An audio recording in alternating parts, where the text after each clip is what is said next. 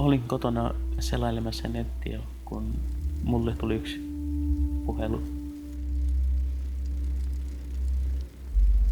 Auta mua, mä en enää pysty tähän, niin mä en jaksa enää mitenkään. Mä kysyin häneltä, että mitä sulla on tapahtunut. Mä olin, että tää on jatkunut, niin nyt tää on 4. vuosi menossa. Enkä mä pysty tähän elämään mitenkään. Että tällaisessa elämässä mä en jaksa enää.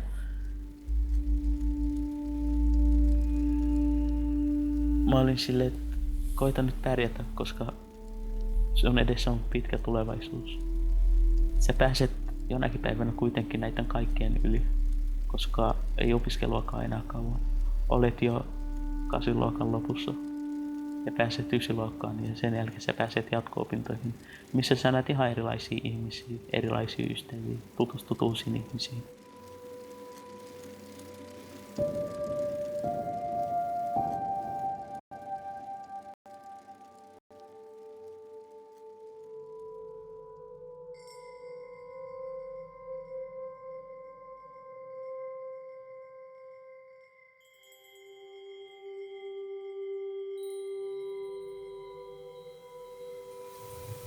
Mä muistan, kun aina, kun me istuttiin siellä, niin se oli niin iloisella mielellä.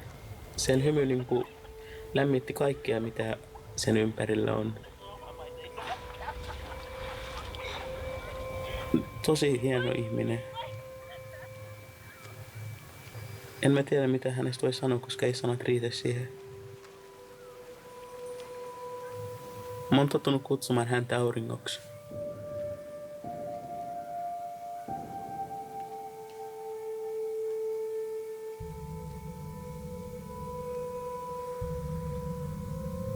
Kaksi vuotta oli kestänyt sellaisia pieniä asioita. Ei kato nyt peiliin tai että hitsi sä oot ihan ruma tai miksi oot tollanen häivyt täältä ja silleen.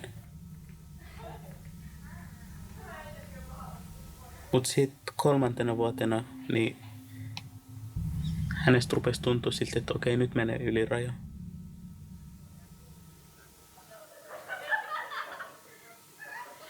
Koulumatkoja voi käydä niin, että jossain kulmassa kuulee jonkun huudon. Hei, kato toi rumilus kävelee nyt kouluun päin. Mitä järkeä sen edes mennä kouluun?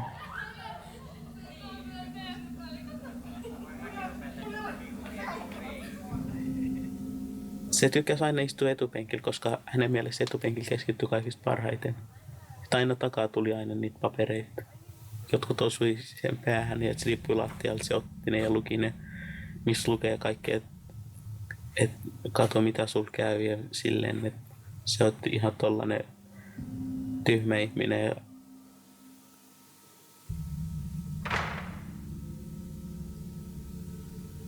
välituntisin aina se viettää ne välitunnit koulun vessoissa.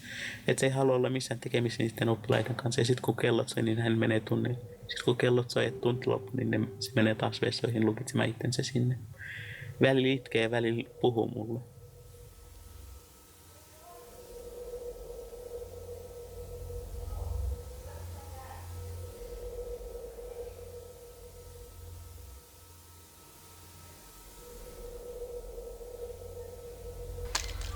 Suurimmassa osissa papereissa siinä lukee tapa itse senkin lorto. Se on ihan ylimääräinen tänne maailmaan.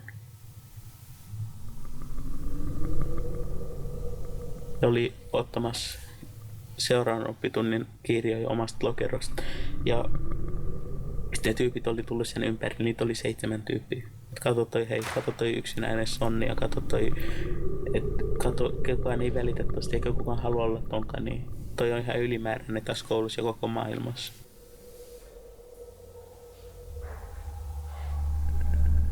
Mulle tuli puhelu. Se oli auringon kännykästä hänen puhelinnumerolla. Mä vastasin siihen, että hei aurinko. Mä en kuullut mitään muuta kuin itkua ja kiljumista. Sellaisista melua vaan ympärillä sen puhelun takana. Mä vastasin siihen, että mitä on tapahtunut. Onko se aurinko? Hän oli, että en ole. Mun korvassa soi sen ääni, että se ei ollut oikeasti auringon ääni, mihin mä oon tottunut. Hän oli kertonut mulle, että aurinko on lähtenyt. Mä olin silleen, että minne? Se oli, että hän on kuollut. Hän teki itsemurhan.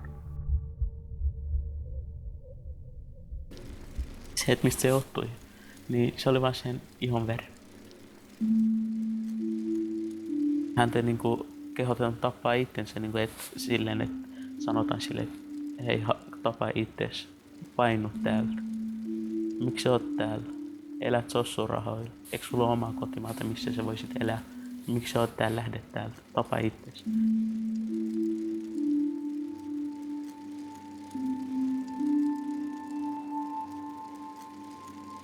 Se, että miten se vaikutti mun elämään tämä tilanne, niin en mä tiedä, että vaikuttaako mikään muu tilanne yhtä paljon kuin tää.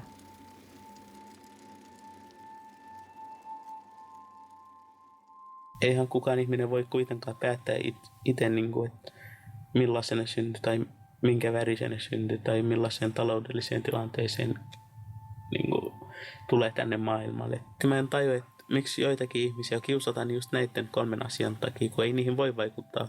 Eikä ne kuitenkaan kerro sitä, millainen ihminen sisältään on.